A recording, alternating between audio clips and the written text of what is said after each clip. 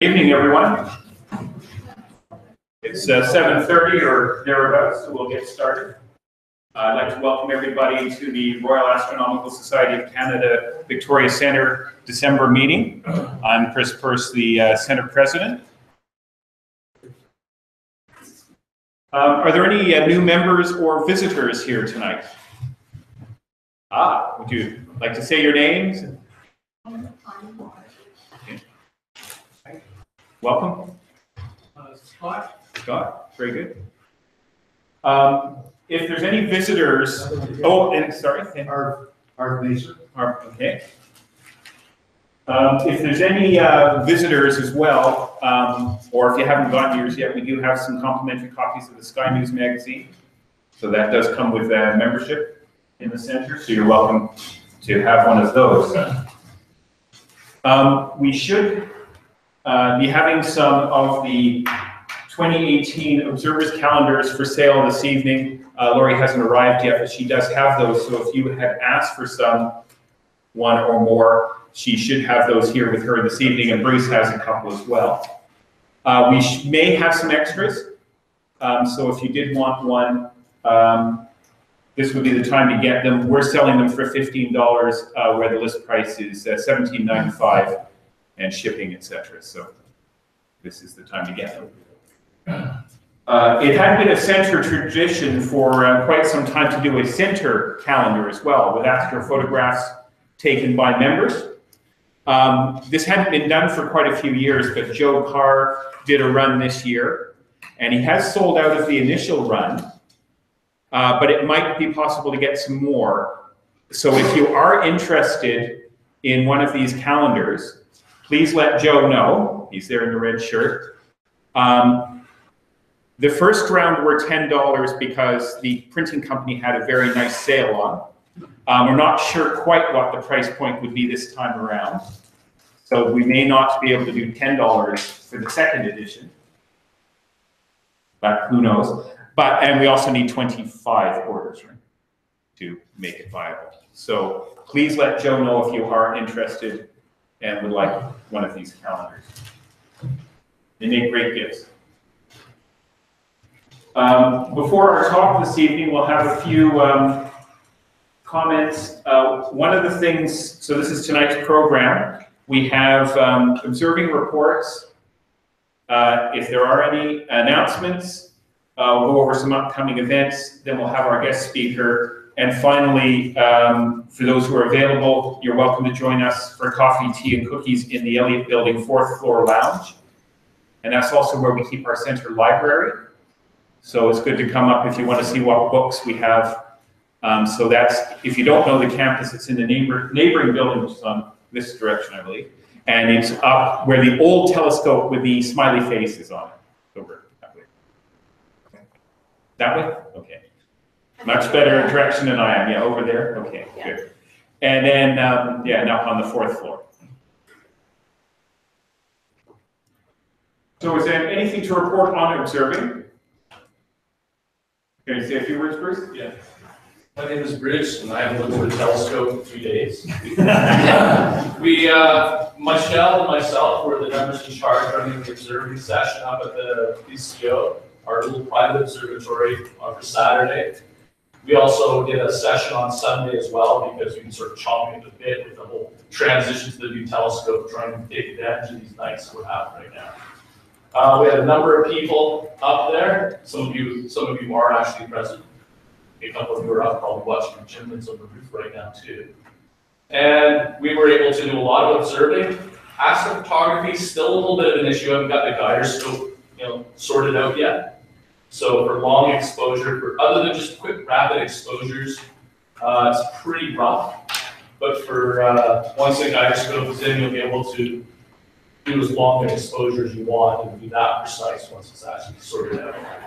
But the new telescope is really nice. Be able to see quite nicely with it. I mean, sometimes I just having that coaxial wider field refractor there with it. But I think people will get over that when they look through the 16-inch aperture telescope now. Those of you who are members who haven't registered as observers, this is your telescope up on the hill. You should register as a member, as an observer as well. We only have to do that because we're on the National Research Council property, so we're sort of squatting there, and they have to know who's coming and going. I can't even bring my mother there, so I mean, so you just have to register, and it's a pretty simple process. But if you're a member, do so, I believe, contacting Matt or Chris. As a membership person. As a membership person. A membership at Victoria Contact our RASC. president, and he will sort that out and get you registered with the National Research Council, so you can just come and go as you get. You just meet at the gate at a presidential time. You'll get emails whenever we're going out there. And as a member, once you're an observer, and there's probably about a dozen of us registered as members in charge to run these sessions. So there'll be once a week, it's a firm day, depending on the weather. And then it might be a few sessions during the week, possibly just, either whim or, time and weather. So it just depends. That's what's going on though. Great, thanks, Bruce. I don't know if anybody else, anything they want to share? But I think that's been a great addition to the center. So for those of you who don't know, we've had this observatory for quite a few years. I think coming up on a decade, is it? Yeah, we're getting close. And it was always the plan to have the style of telescope we finally bought this year. So it's still pretty new. And it was used for the first time in October. So we're still, and we don't have all of the bits for it yet. So. That's very good. So again, if you want to become an active observer, email me at the membership address and I'll tell you what you need to do. So a few announcements this evening. Membership, we were at 253 the last time I looked, so that's pretty good. So a few people who have expired in the last 2 months, so let people know. Reg, do you have anything from your portfolios? Okay, there's another publication called Sky News, but ours is a more senior one, where this is issue 393 of Sky News. The other magazine is put out 6 times a year. Mine is put out 10 times a year. At any rate, there was mention made of the Raychan telescope, and people probably might not be that familiar with it. There's a short article on that here. And it was really designed in 1910 by George Willis Ritchie, who ground the 100-inch Mount Wilson mirror. And he came up with an innovative design that's been adopted on all of the major telescopes, research-grade telescopes in the world right now. It's got optical advantages.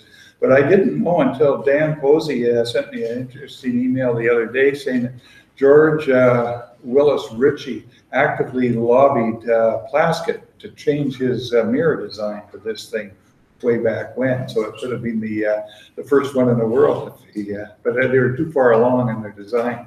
But it's interesting history. So at any rate, I've got a limited number of these copies if you would like to get one at the end of the show. Otherwise, you may download it.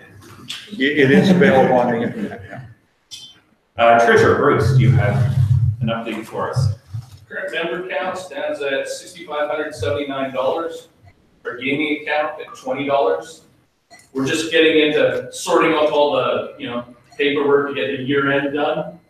And I usually time it in January because that's going to be when I'll get the paperwork from National. So I don't have to do it, 1 month do it, then do it all again. So I want to do it all again and send it in. There's a bunch of charity forms, receipts for people who donated VCO. I would have those today had my printer not committed suicide in the most tedious fashion. So printers in the mail, and so will be the receipts. They'll basically will probably be stopping by Astronomy Cafe at some point to try to hand off a bunch, so lessen the mailing load, but most of them are going to be mailed. That's just what I'm at. Thanks, Bruce. Any questions for Bruce? Outreach coordinator, it's a quiet time of the year, Ken, but... Yes, very quiet time of the year. I'm Ken, the outreach coordinator. We have Fort Rock Hill wanting to be in contact with us for next year, I've heard, so I'll make arrangements for that. If you have any old magazines, Astronomy, Sky News, Sky and Telescope, I'll be giving out many outreach events, so make sure I get them. Great, thanks. Thanks, Ken. Schools program, that is a busy time of the year. Well, or winding down a bit now, but. After 1 week's slack, because my partner had to go to Hawaii. It has been quite busy this week. We were 2 presentations on Monday, 2 on Tuesday, 2 today. Tomorrow we are at Salt Spring Island. This is the second time we are going after a number of years of slack. So it's going to be new for us. Different grades, different type of I would like to recall last week we had a very successful event at Glen Lyon Norfolk School STEM session. They had their science fair. It was the most successful event we attended this part of the year. And thanks to Dorothy, Nelson, Miles for their help. I think it was worthwhile, and they want us to go again next year. So, Well done. that's good. Thanks, Sue. So for people who don't know, I was just going to say we do. One more point. One more point. Going to the schools. We thought that we are the only one going to the school, but there is a young person sitting there. He beat us. A couple of weeks before that, he went to the same classroom and say, okay, they asked some questions. Oh, we have to talk to Dr. Hester. Maybe he will know the answer. Thank you, Jim.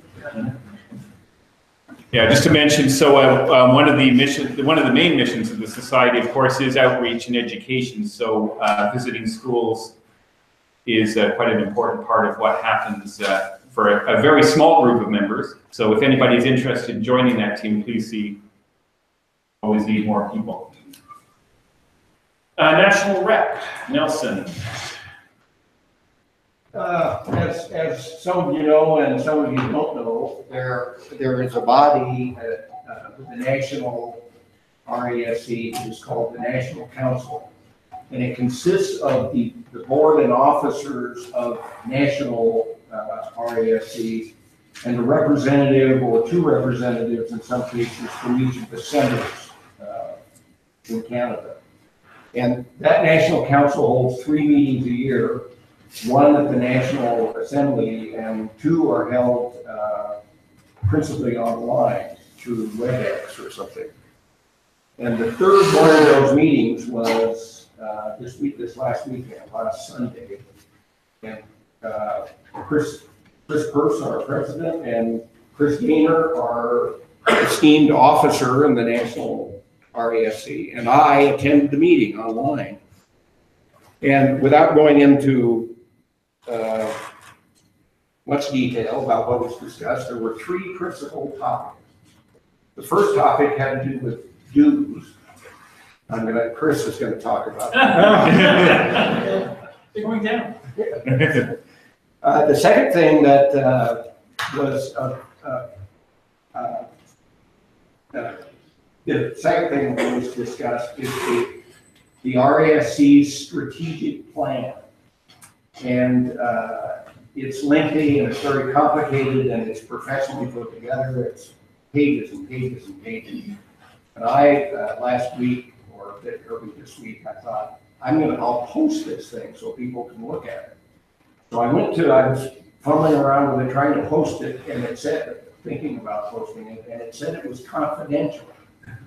So I did not post it. And I'm going to find out if I can post it, because I think it would be probably not of interest to everybody, but I think there's probably a few of you that might be interested in portions of it along there. So I'm going to see, and maybe Chris and I can get it posted online or get part of it posted.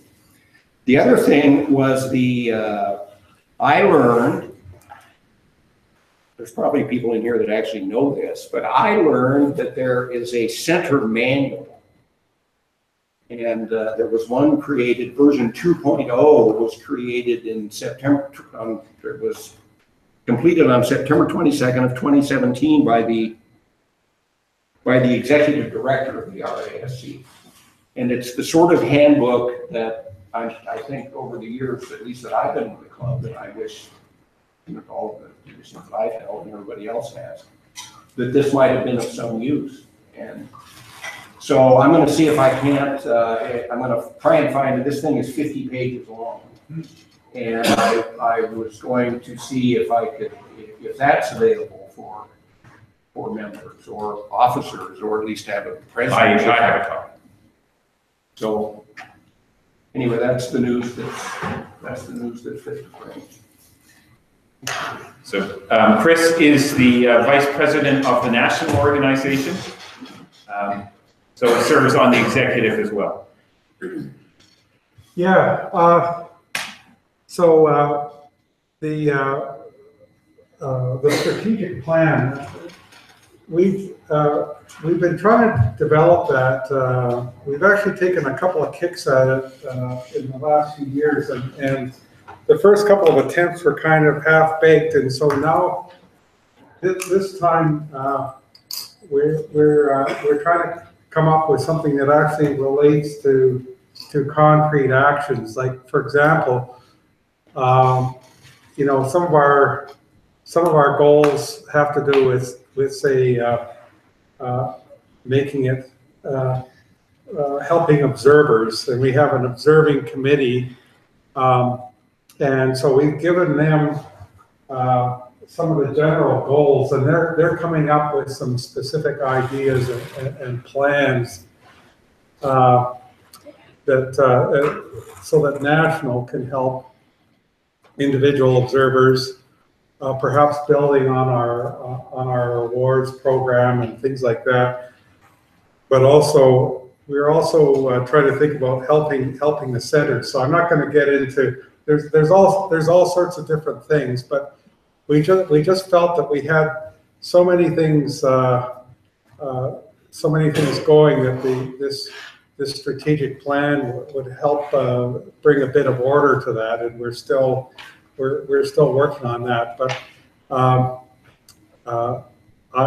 hope that we'll have something that's fairly comprehensible and something that we can put up on the website soon, and I'll work with Nelson on that. And yes, the one of the things we wanted to do was most of us who've been on the board have been active in our centers. A few years ago, I was on the executive here, and I try and get to meetings still when I can. And Randy Atwood, our executive director, he would not only went through the whole cycle in the Toronto Center, he founded the Mississauga Center. So he knows centers quite well, and so he's been working on that, and we're getting input from various places. But we just, we're trying to think of these of people who, and we were once in their position, would come in and what are you supposed to do to run a center properly?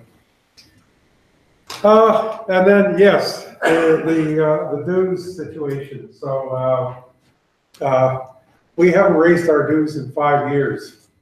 So when you don't do that, there's some consequences, and so we are discussing that, and there's a number of ideas. We're going to have to raise it a bit more than the rate of inflation. And I think what we want to do is then just settle it into something where it follows the rate of inflation, and so we have to knock some heads together in the board and come up with something, because we know a lot of members don't have huge amounts of money to spend on things like this, and some of us are or have been in that position ourselves. So anyway, we're working on that, and we've got some input at this from people with various viewpoints on the topic at the council meeting on the weekend. So just very quickly on the finances, there are certain things that we do that are services to members, and because we're registered with what is it, the Canadian Revenue Agency, and a registered charity, we have to be careful about this. So the dues that we charge the members basically just go for member services. When we do things like, for example, our own public outreach, that comes out of other things, like we get contributions from people, and we are appealing for contributions for some of our outreach activities. You might be getting appeals for that. That's kind of what it goes to, and then we also make money from our publications, and this is kind of my job right now in the executive is working on publications. And you know, for example, this year we put out the Explore the Universe guide, and you know, Brenda Stewart actually helped us a lot on that. So, but we're looking at some other publications, and we want them to be helpful or interesting to members, and also generate a little money for the society for some of our activities.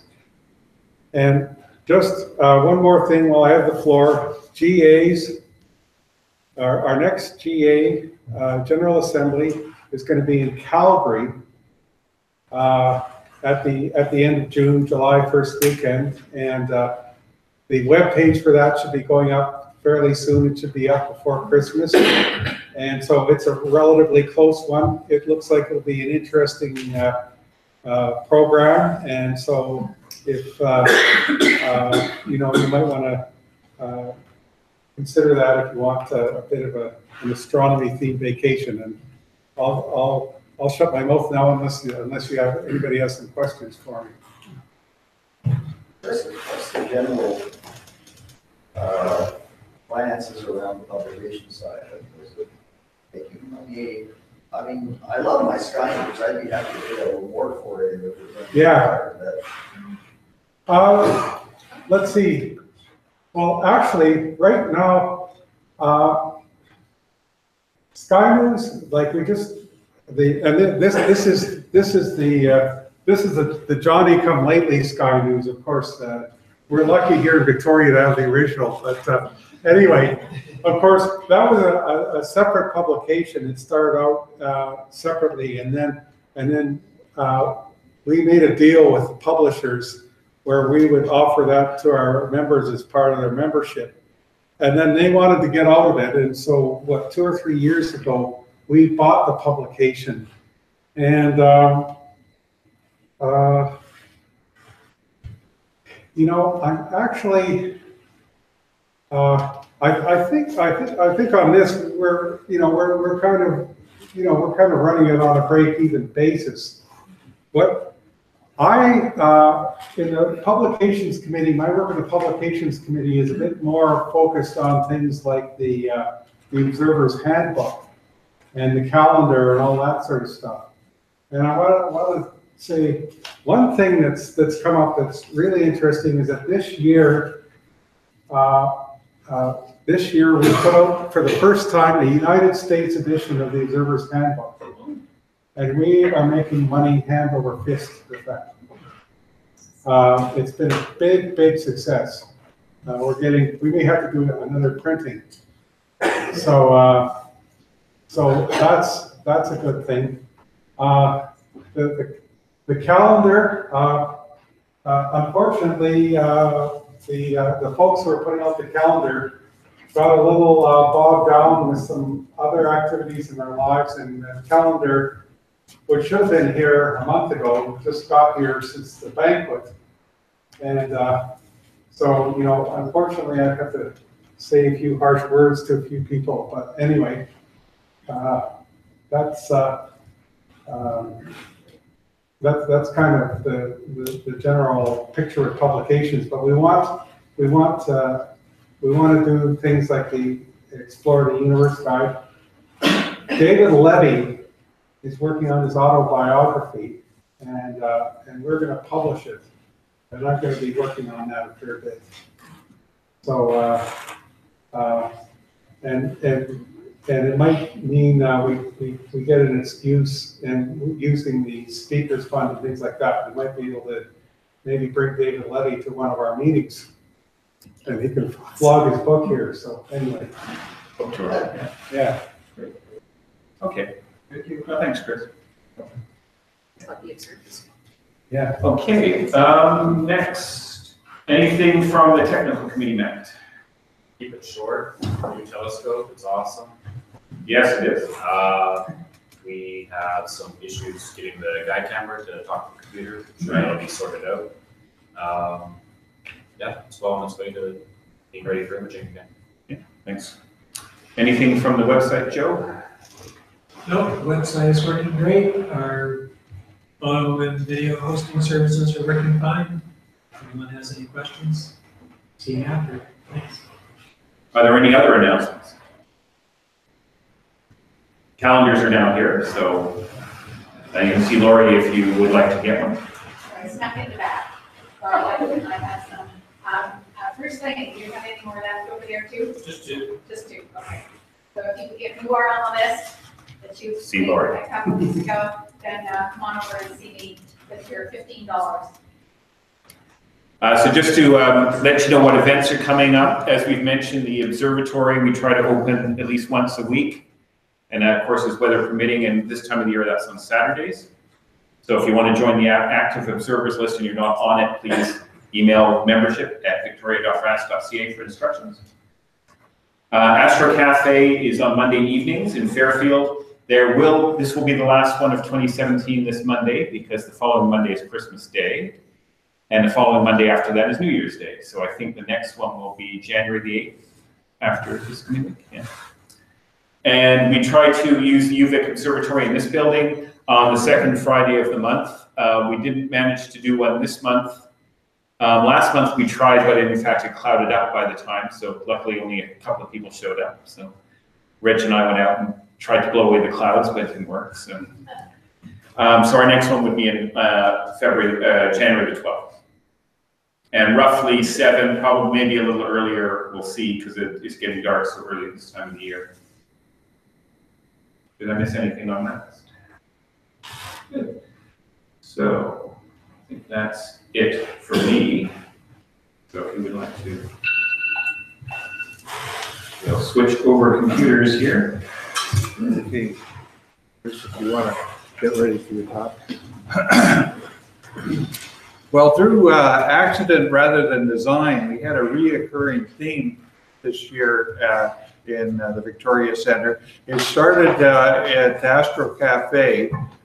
We had a remarkable evening where Ian Shelton, the discoverer of the supernova 1987A, he gave a talk about his discovery almost to the week, 30 years after he discovered this thing. And it was a fascinating talk and great enthusiasm for it. Then in May, there was a supernova that erupted in the fireworks galaxy. And it just so happened that Dan Posey took a picture of it about 10 days after it emerged. And that became an article in the June Sky News. And in October, we had Wendell Schuster, an outreach officer from the Dominion Radio Astrophysical Observatory, gave a really fabulous talk on historical supernovae, and particularly the ones in the last 1,000 years that are well known. And that was really great. And I was very excited when we found out that Dr. Chris Pritchett is an expert on supernovae, and he would be willing to give us a talk here. So this was kind of bringing it all together here and closure on this topic, but it will, we might still have ongoing things because supernovas seem to be so dominant in the news media and so important in every aspect of our lives, as Chris will talk. Dr. Chris Pritchett began working at UVic in 1982, and he just retired last year. But in that time period, he was not only an astronomer, but he was at times the head of the physics and astronomy department. And he is now an emeritus professor, and he goes back to work for free in his office there. And so, but he has not got any bureaucratic overburden. He can just go and enjoy the topic of astronomy that are in his interest. And we're very fortunate for him to give a talk today. Now, one thing that he did, he's studied a number of different aspects, but in the last 15 years, he's particularly been interested in supernovae.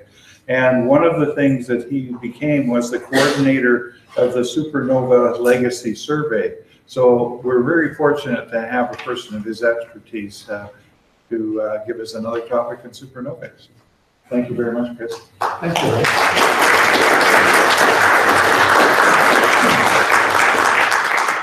Well, it's great. Can you hear me okay? Yeah, mic's working. It's a great pleasure to be here again. I think the last talk I gave to the RASC was about 10 years ago. And I've given other RASC talks in various places since then, but the last one was on supernovae. It's not the same talk as this, so if you heard that talk, that's fine, it'll be different. But the last talk was about supernova cosmology, and my interests have shifted a little bit since then. And I'm more interested now in the nature of supernovae and where they come from and that sort of thing, rather than supernova cosmology.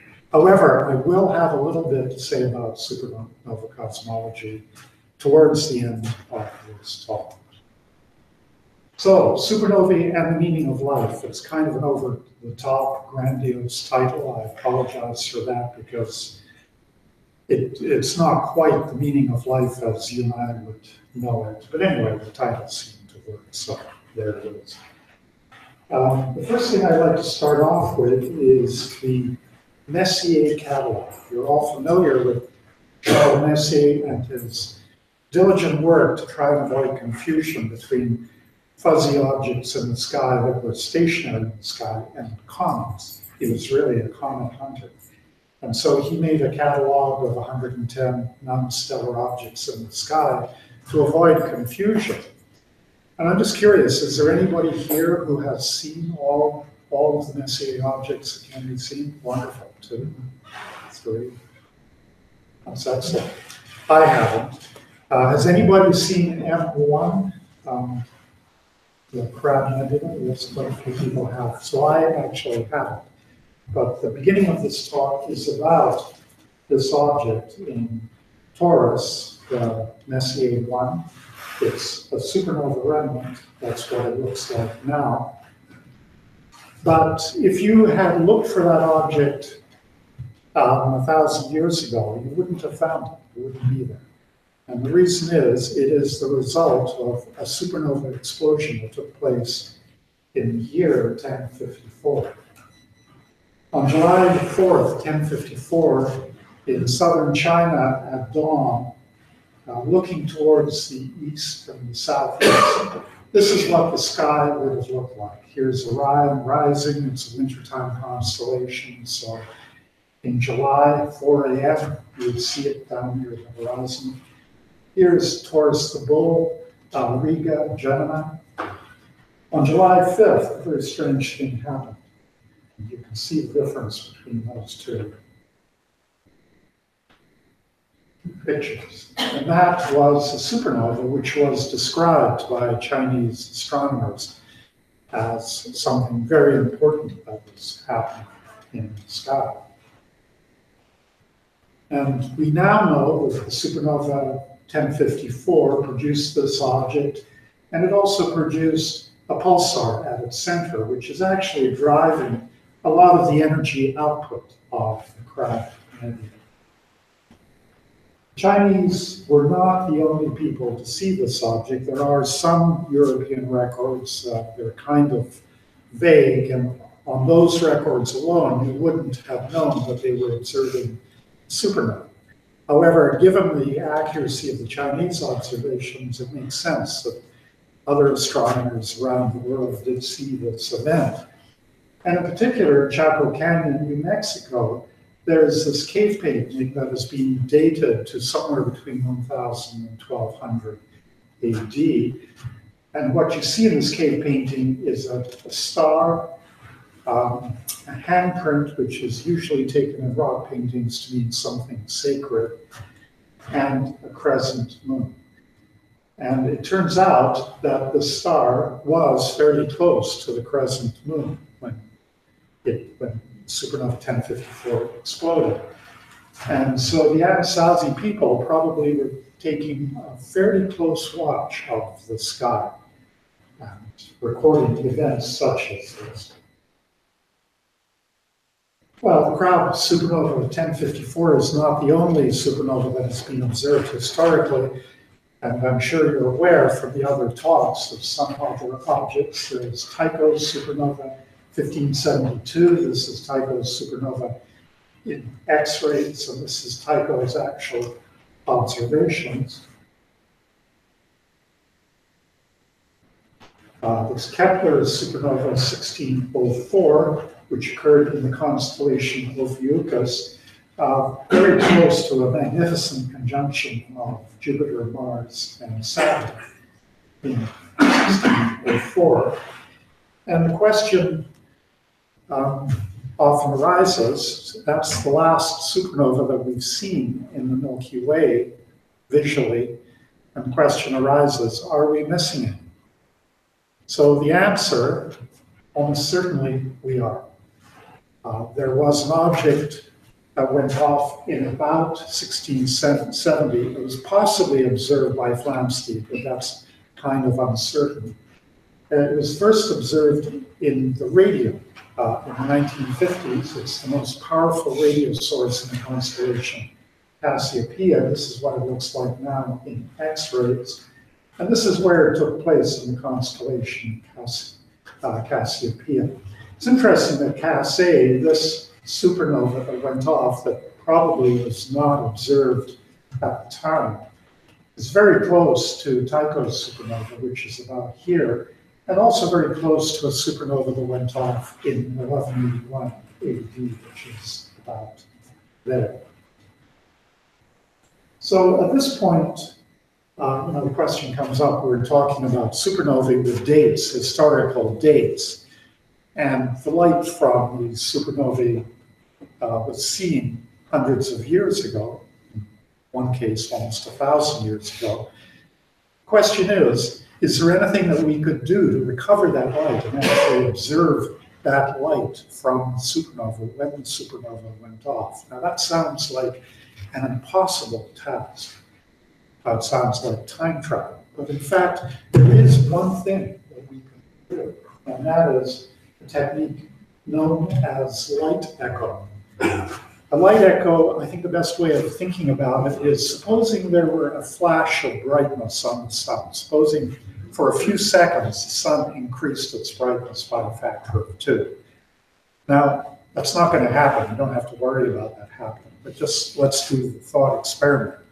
Sun's brightness increases by a factor of 2, a few seconds, and then that's it. But we want to study what caused that increase in brightness of a factor of 2. We want to take a spectrum of it, but it's too late because the light is already past us. However, what you could do is, if you think about it, you could look at Pluto. And Pluto is 40 astronomical units away, which is 11 light hours round trip distance. And so 5.5 hours after the flash of light on the sun, that light would hit Pluto. And then another 5.5 hours later we would detect it on Earth. So if that ever happens, remember to point your telescopes at Pluto about 11 hours later, and you'll see a flash of light, and you can then take a spectrum of it. But that's the same technique that can be used with supernovae, because with supernovae, the light bubble is expanding around the supernova, and it's illuminating clouds of dust, provided there's dust near the supernova. And then light is reflected off that dust, or scattered by that dust, towards the Earth.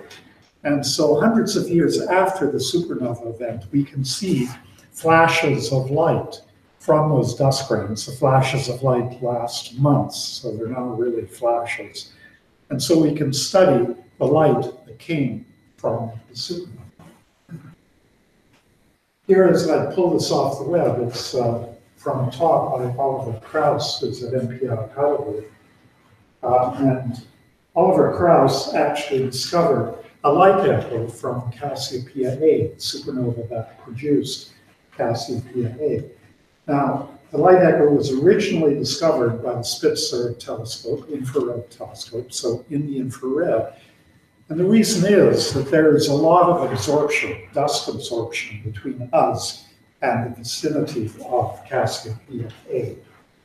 Having discovered that light echo, it was realized that the light echo could be seen in visible light as well. There's the light echo. And a spectrum was taken of that with the Subaru telescope, and there is the spectrum of supernova Cas A. You can see that it matches very closely with the spectrum of a typical type 2b supernova. And so this is, I think this is absolutely remarkable. 320 years after the Cas A supernova, we're actually able to see the light from that supernova and take a spectrum. Not only that, but as the light passes the dust cloud fades, but you're looking at different epochs of the supernova explosion. And so this here is a whole bunch of spectra taken at different times corresponding to different epochs in the supernova explosion. This kind of work with light echoes has been done not only for Cas A, but also for other supernova remnants, both in the Milky Way and in the Large Hadron Cloud. So what about other supernovae in the local group of galaxies? This is the local group of galaxies. This is the scale here, 2 million light years. You have the Milky Way galaxy here, surrounded by its retinue of satellite galaxies, including Magellanic Clouds, large and small Magellanic Clouds. And then here's the Andromeda galaxy here, surrounded by its companions. And we know of 2 supernovae that have gone off in the local group of galaxies. One you've already heard about from Ian Shelton, that's supernova 1987A in the Large Magellanic Cloud. The other one, it took place in the Andromeda galaxy in 1885. Now I hunted around on the web to see if I could find a picture, a photograph that was taken of this supernova. And I couldn't find one anywhere. There must be one somewhere because it was almost a naked eye object, but I couldn't find one. However, this is a picture taken with the Hubble Space Telescope. And this little black dot here is actually the supernova remnant from 1885. It's an expanding cloud of gas. It's absorbing light in the lines of, in the light of calcium 3950 angstroms. And so this filtered picture shows a deep absorption where the cloud, the expanding cloud of the supernova is. In continuum light in the same region, you don't see it. And just for reference, this supernova went off very, very close to the center of the Andromeda galaxy. So let's now look at what supernovae are. Very simply, supernovae are exploding stars. That's what a supernova is. But there are some caveats to that statement. I think you need to understand that most stars do not explode. Most stars, in fact, are quite stable. And in fact, it's always been amazing to me that stars are as stable as they are, because there's a tremendous force of gravity pulling stars in. And if that force of gravity were not opposed by something, all stars would collapse down to black holes. That force of gravity is opposed by the thermal pressure, the pressure force which is produced by all the heat from the nuclear reactions taking place in the core of stars. Now, I think what I find amazing is the fact that gravity and pressure are so incredibly well balanced, and that most stars hardly change at all over their main sequence lifetime. They drift in brightness and size very, very slowly. But over millions of years, their brightness hardly changes at all, their size hardly changes at all. But there are some stars, some very rare stars, that do explode. And there are, in fact, two types of exploding stars. One is called a core collapse exploding star, or supernova. And the other is called a type 1A supernova. And I'll look in a little bit more detail in a moment to what causes those two different kinds of supernovae. What about the brightness of supernovae? Well, the brightness of supernovae is up to 10 billion times power output of the sun. And you can compare that with ordinary novae, classical novae, which rise up to a brightness which can be a million times the brightness of the sun, but never a billion. So supernova is an incredibly powerful event. Because of that, supernovae can be seen over vast reaches of the universe. They can be seen billions of light years away from the sun. This is an example from the Canada-France-Hawaii Telescope, Supernova Legacy Survey, of a supernova at a distance of 3 billion light years. The movie is speeded up by about 1 million times. And what you see here is a galaxy 3 billion light years away. We're seeing the light and the supernova as it was 3 billion years ago. And what you see is a galaxy like the Milky Way with a supernova that rises up in brightness and then over a period of months slowly fades away. We can easily look at supernovae further away than that. This is a Canada-France-Hawaii Telescope picture taken on March 10th, 2004, over here, of 3 galaxies. And these galaxies are all about 7 billion light years away. This picture here is a picture, an average of many pictures, so it's not as noisy or grainy. And it is the way that region of the sky looked a few months earlier. And if you have a little bit of imagination, I think you can see that this galaxy here has a bit of an excess of light on March 10th over here, compared to this picture here. If you do some image processing and work on the computer and subtract the 2 pictures, you find that indeed there's an excess of light. And that is a supernova. It's a supernova at a redshift of 0.83 or distance of 7 billion light years. Now, you might not believe that, but it just so happened that the Hubble Space Telescope is looking at this area of the sky at the same time. And sure enough, here's a much better resolution picture of the same area of the sky. You see the 3 galaxies. And sure enough, there's the supernova right there. So we're doing something right. The brightness of supernovae, this is another picture. It's a montage of Sloan Digital Sky Survey host-galaxies and supernovae. This is about 30 of them, I think. There are 500 altogether. And the bright blue objects in each picture are the supernovae, which are next to their host galaxies. And you can see in some cases that the supernova actually outshines an entire galaxy worth of stars. So that is incredibly bright. Just to give you one more example of how bright supernovae are in light, if a supernova went off 1 light year away from us, it would be brighter than the sun. Supernova went off 1,000 light years from us, it would be brighter than the full moon. So that is really bright. However, that brightness, that optical brightness, that light brightness is not the whole story. If you look at the total energy output of a supernova, well, let's just look at core collapse supernovae.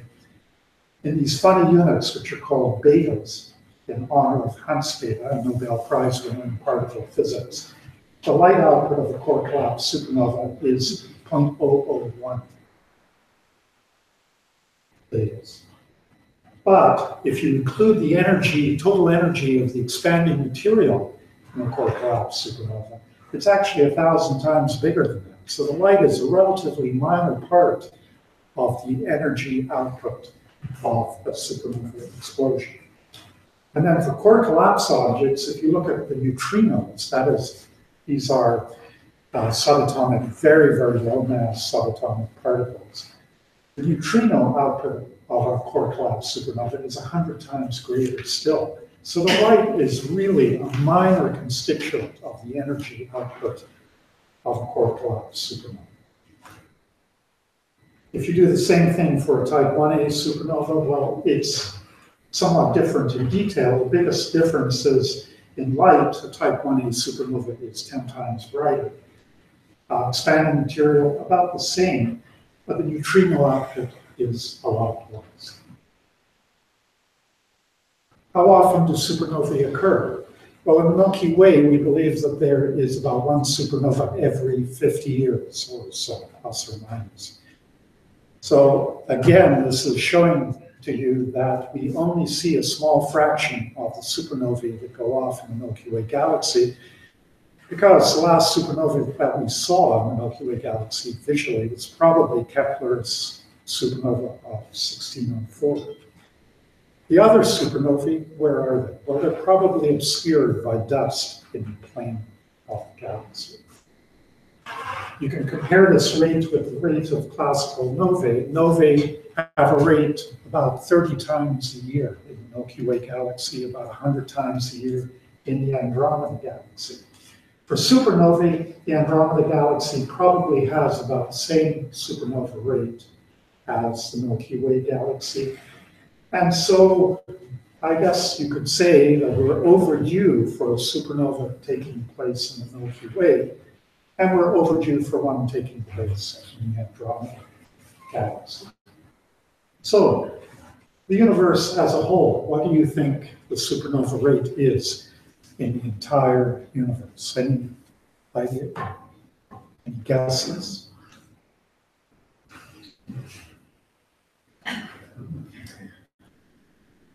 Someone make a guess. Once a day. Once a day, okay? Would anybody like to modify that? 1 a year. 1 a year. I guess one a second. 1 a second. That's covering a wide range, but actually the correct, I don't think there's a really correct answer, but based on what we know, the rate is 10 a second throughout the universe. So, you know, there's 1 second and 10 supernovae went off somewhere in the universe. So what causes core collapse supernova? Well, a core collapse supernova is simply a massive star, more massive than about 8 solar masses, perhaps 10 solar masses, that runs out of fuel in its core. The star collapses because it can no longer support itself. There's a big bounce because the core turns into a neutron star or a black hole, and the envelope is blown off at a velocity of about 1/30th of the speed of light.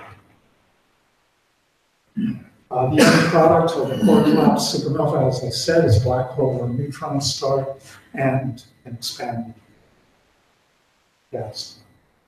To talk about type 1a supernovae is a little bit more complicated. They're very different kinds of objects. They involve white dwarfs. Here's a picture of a white dwarf. It's the white dwarf companion of Sirius. This is called Sirius B. It was discovered in the 19th century. It's a very, very faint star compared to Sirius itself. But the interesting thing is, originally, if we had observed the system, I don't know, hundreds of millions of years ago, I guess, this star here, Sirius B, would have actually been brighter and more massive than this star here. But it finished its evolution, shed some mass, and is now a white dwarf. The maximum mass of a white dwarf is 1.4 solar masses. That is called Chandrasekhar mass. And Chandrasekhar mass was discovered by Subramanian Chandrasekhar. And so type 1a supernova is an exploding white dwarf. This is the idea originally proposed by Hoyle and Fowler in 1960. And we've come up with a number of ways of making a white dwarf explode, but all except one, involve taking a white dwarf and pushing it over that magical Chandrasekhar limit above 1.4 solar masses, so the star cannot support itself any further. The two methods of doing that most people talk about are the situation where you have two white dwarfs in orbit about each other, and they're losing energy due to gravitational radiation. You've all heard of gravitational radiation over the last year or two. And eventually the two stars emerge. Individually, their individual masses are each less than 1.4 solar masses. But when they merge together, the mass is greater than 1.4 solar masses, and so you get an explosion. The other model, the single degenerate model, is where there is mass loss from an evolving star, spilling matter onto the white dwarf. The white dwarf accretes matter, eventually exceeds Chandrasekhar limit, and explodes. Well, with that as background, let's now look at the question, why is supernovae important? I think the first reason that supernovae are important is there is great physics in supernovae. Physics ranging from gravitational waves, in the case of the double degenerate type 1a objects, particle physics, the nuclear reactions of power, the supernova, neutrino physics, hydrodynamics, the list goes on, computational physics in particular.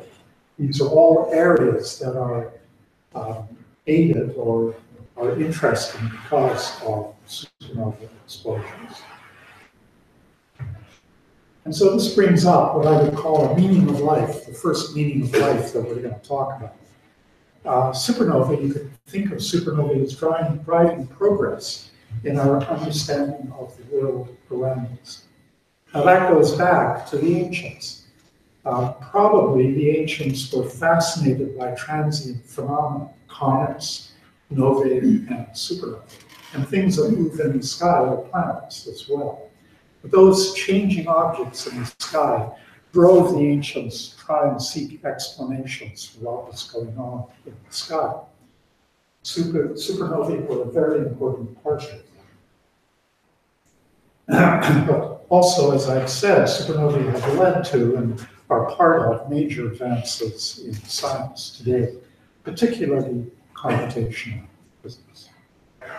Now, that's not exactly the meaning of life, but it gives science some meaning. Another reason why supernovae are important is that they are a source of heavy elements.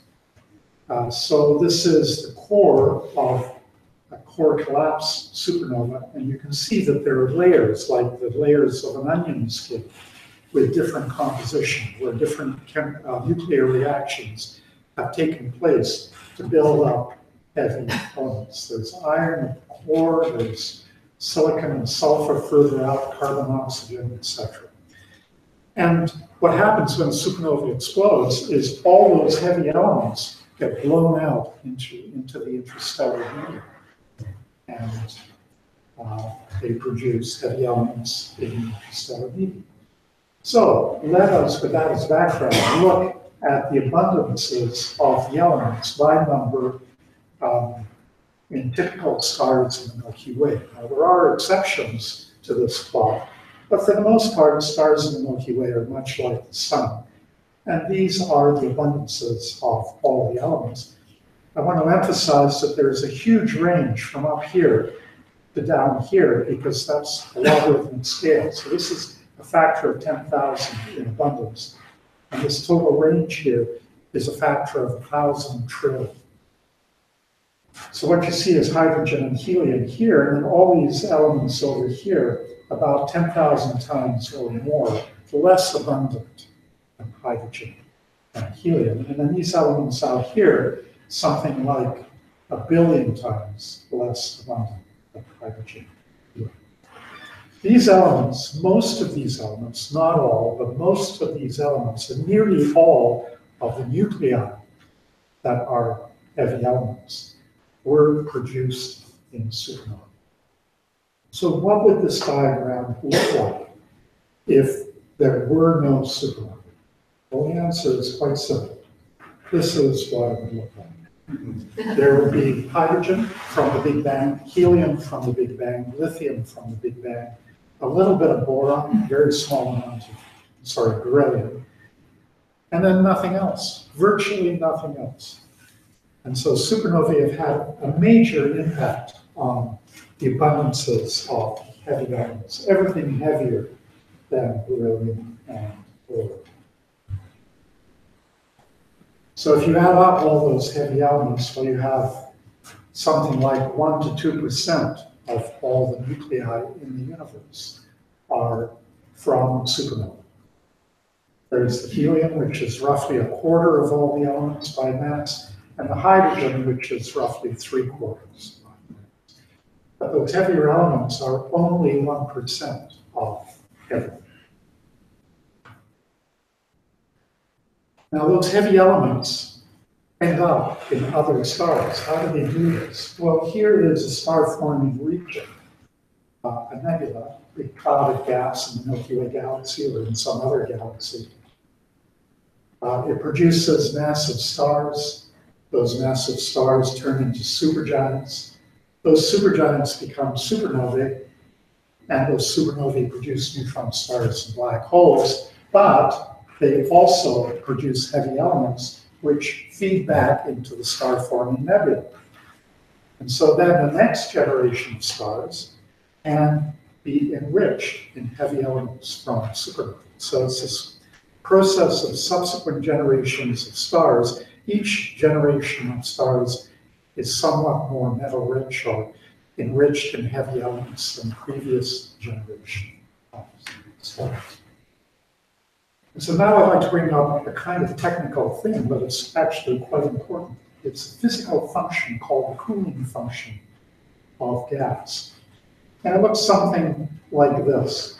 With heavy elements, the amount of cooling you can get from a cloud of gas as a function of temperature goes up and it comes back down like that. It's a bit more complicated than that, but let's not worry about it. But if there were no heavy elements at all, the cooling would be 100 times lower. And so gas clouds can cool much more effectively if there are heavy elements in the gas clouds. And all it requires is that 1% or 2% by mass of heavy elements to produce this enhancement in cooling rate. So gas clouds produce stars, and those stars, gas clouds fragment into little lumps, and the little lumps become stars. And if there are no supernovae, no heavy elements, then the minimum mass that can be produced for stars is something like 10 solar masses. But if you have supernovae and cooling, it turns out you can make very, very small stars, right down to 0.1 solar masses. So without the cooling, you're stuck with only 10 solar mass and more massive stars. With the cooling and from the supernovae and the heavy elements, you can get really low mass stars.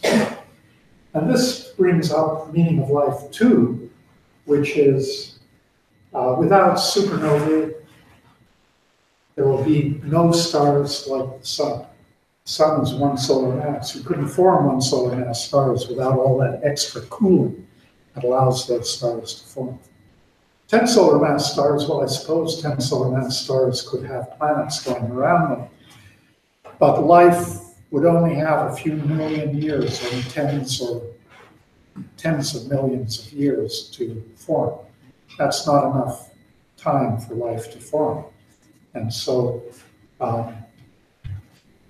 that has an impact on the existence of life. In addition, there are no planets like the Earth in a universe which doesn't have supernovae and metals. You look around here, and virtually everything you see at one time, all the nuclei of all the atoms of all of these structures and of the Earth itself, probably passed, well, almost certainly passed through a supernova at some point. Without supernovae, there would only be planets like the gas giants, Jupiter, Saturn, Uranus, Neptune. And finally, life itself, structures like ourselves, would be impossible. DNA would be impossible without the heavy elements that are produced by a supernova. So this is, a meaning of life in the sense that we are here solely because of the existence of supernovae.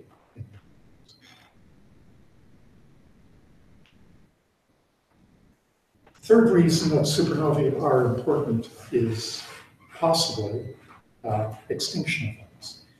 Now, we're all familiar with the extinction event that wiped out the dinosaurs 65 million years ago.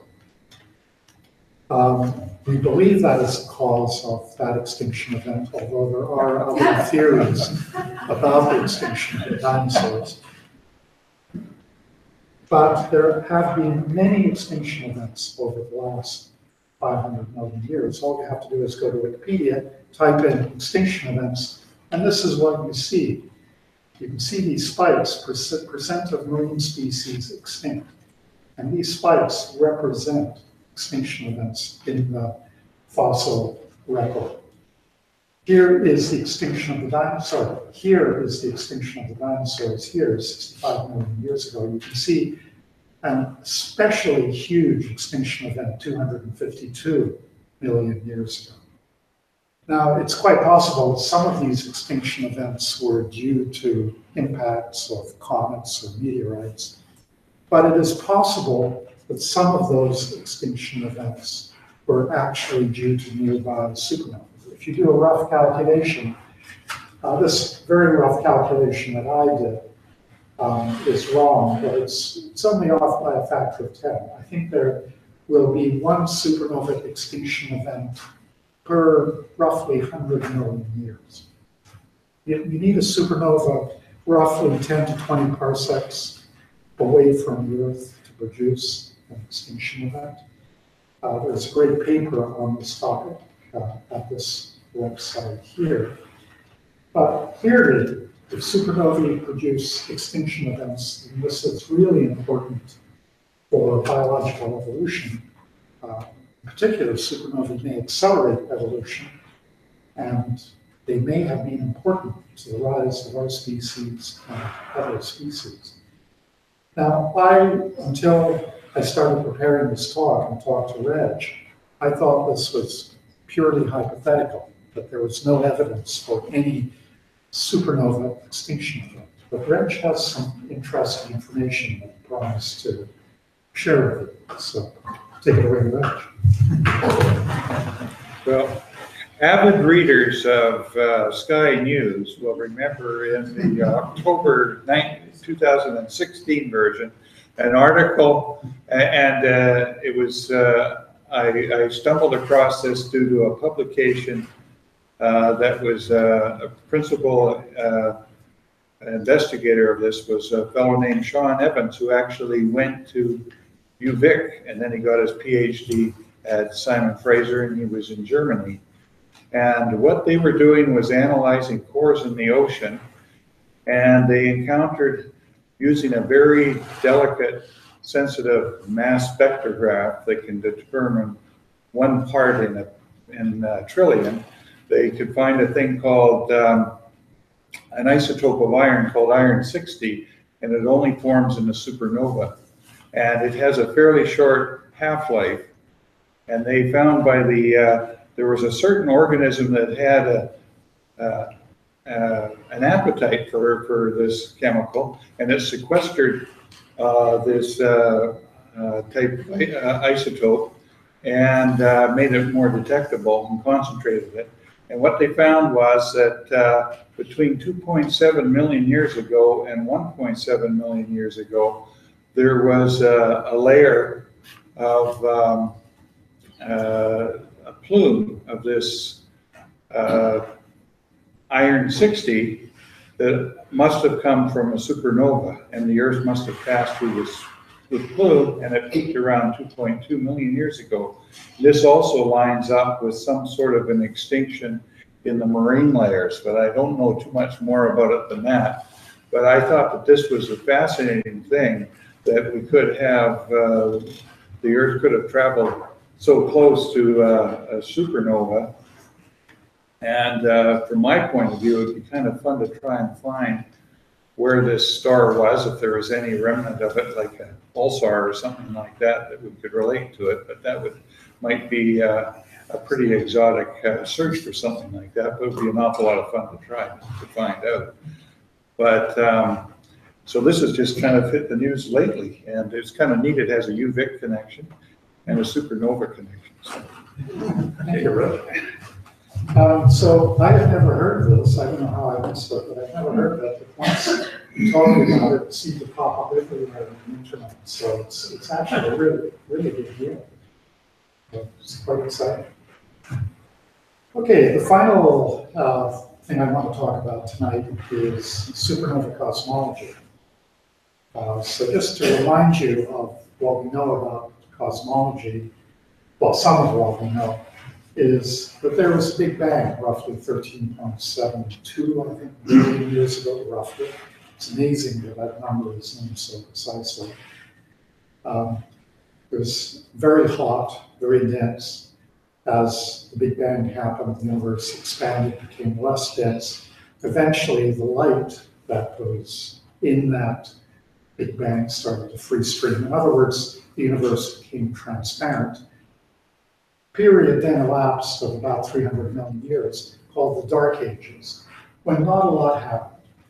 Materials started to clump around dark matter, but aside from that, there wasn't a lot visible, hence Dark Ages. Starting around 300 billion years ago, although we're not sure about this, the first stars started to form. Starting around 1 billion years ago, the first galaxies started to form. First supernovae, incidentally, I'm not sure. They probably would have happened at the time of the first stars. So that would be the first large-scale heavy element pollution events in the universe. Here are the first galaxies. Here is the solar system forming 9 billion years after the Big Bang, 4.55, I think, billion years ago. And here we are today. So the expansion of the universe was, it's not quite correct to say that Hubble discovered it, but he is credited with having the discovery of it. There were lots of hints on work by other people before that the universe is in fact expanding. And after the discovery of the expansion of the universe, within a decade or two, it became clear that the name of the game, the really exciting thing in cosmology, was to try and figure out how old the universe was and how long it was going to expand for, whether it was going to expand forever, or eventually halt its expansion and collapse. And this is equivalent to measuring the density of the universe, because the slowing down of the expansion of the universe is due just to gravity. Gravity pulls back in the expansion, and if you have enough matter in the universe will slow down and eventually collapse. If you don't have much matter in the universe will eventually expand forever. Okay, so everybody tried to do that for decades after Hubble, And suffice it to say that even as late as 1998, there was no definitive answer as to whether the universe was going to expand forever or eventually halt its expansion and collapse. But in 1998, two groups of people discovered that supernovae are excellent distance indicators. You can actually use observations of supernovae of a particular type 1A supernovae, to measure distances to plus or minus 5% of the universe. You combine that with the fact that they're bright, so they can be seen at very, very large distances, like many billions of light years. And you have a way of tracing the expansion history of the universe. And so this is what people did in 1998 to 1999, two teams of people. And what they did is they measured the brightness at maximum light of supernovae, and they measured the redshift of the supernova. The redshift is, some people would say it's a velocity, but the correct way of thinking about the redshift of light in the universe is that it's actually due to the expansion of space in the universe. So light waves are getting pulled out and being made redder as the universe expands. So if you know that an object is at redshift 1, that is, its light is being expanded by a factor of 2, what that means is the universe was half the size when the light was emitted by that supernova. So right away, measuring the redshift gives you a measure of the size of the universe. Likewise, measuring the brightness of a supernova tells you something about the length of the path that the light of a supernova has been traveling over. And it tells you something about the large-scale space-time structure of the universe. And so if you have time from the brightness, you have size from redshift, and so you can make a plot by observing individual supernovae in the universe as a function of time. You can actually plot out the size of the universe as a function of time. And I would say this curve here is what people expected to see when they did this in 1998. They expected to see the universe expanding faster initially, and then slowing down as time went on. I should also mention, before I go to the next slide, that it's quite easy to do this because these supernovae, although they're very far away, actually happen at a fairly high rate. There's only one per 50 years in the Milky Way galaxy. But when you take a picture with a big telescope, you're looking at hundreds of thousands of galaxies, and in any given picture, there's at least a few new supernovae. So there's no problem finding supernovae. So this is what people actually found. And they made the observations in 1998. They found that the universe was expanding initially, slowing down, but then sometime around 5 billion years ago, the universe started to speed up. Now, isn't that the weirdest thing? The universe is actually speeding up, it's accelerating. You've probably had talks on this. Actually, I gave a talk on it. The only way you can understand that is if the universe contains some kind of dark energy. It's dark because we don't see it, but the energy is there pushing out in all directions, making the universe go faster and faster and faster. And in fact, it turns out that in 1915, Einstein predicted something like this. And it was perhaps the most brilliant prediction that Einstein made. For this work, Adam Rees, Brian Schmidt, and Saul Perlmutter were awarded the Nobel Prize in 2011. And so we have a very strange blue in the universe. We have dark energy comprising 70% of the universe, dark matter 25% of the universe, and normal matter, the stuff that you see around you, only 5% of the universe.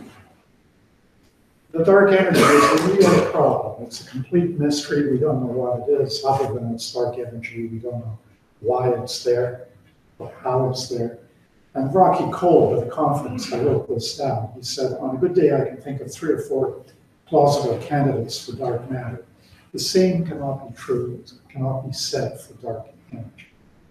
I want to emphasize at this point, you've probably heard of dark matter.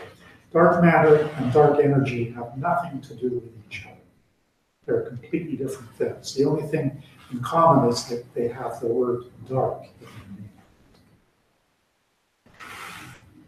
And so this is my final meaning of life for this talk. We live in an expanding, accelerating universe. There was a discrete beginning. That is, there was a Big Bang where everything started.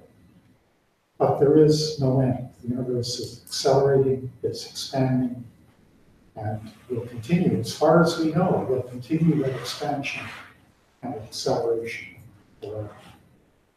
And I think in terms of meaning of life,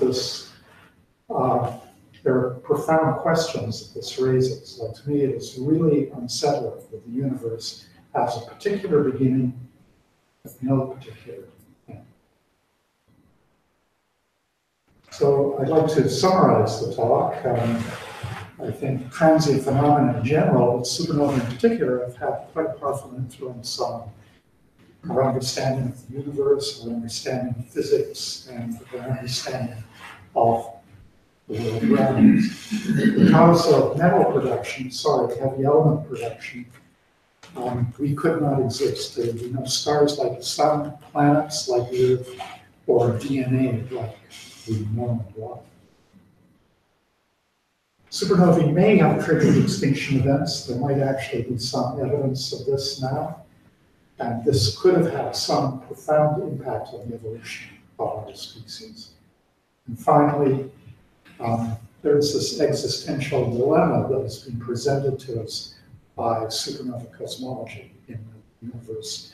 Now has no end, even though it had a discrete beginning. And on that note, I'd like to thank you. Thank you.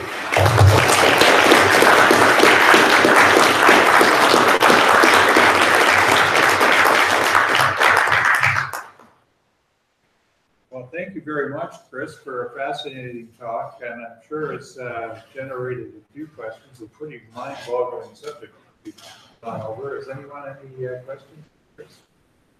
John?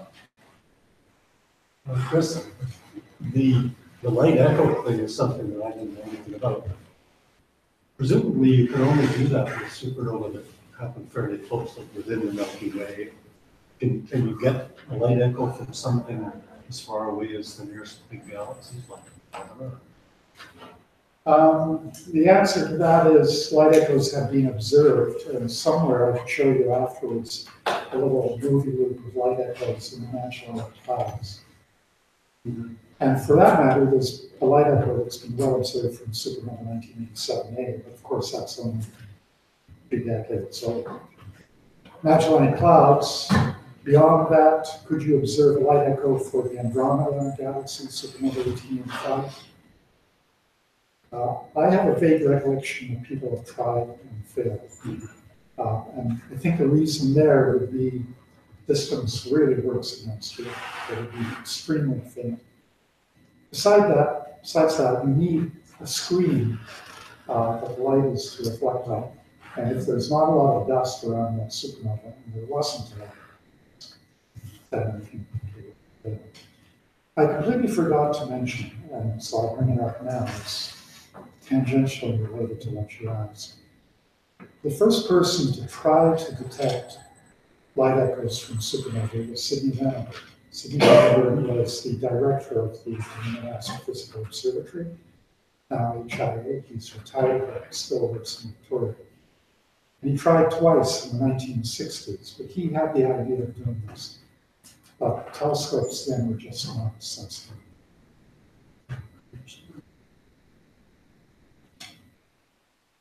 Okay. Any further questions? Well, great. Well, thanks so much for that great talk. As a token of our appreciation, we have for you one of our coveted 2018 Victoria Center calendars. It's a limited edition, and there's only 25 in the world. We're very happy to give you one, and thanks so much for a fascinating talk. We enjoyed it.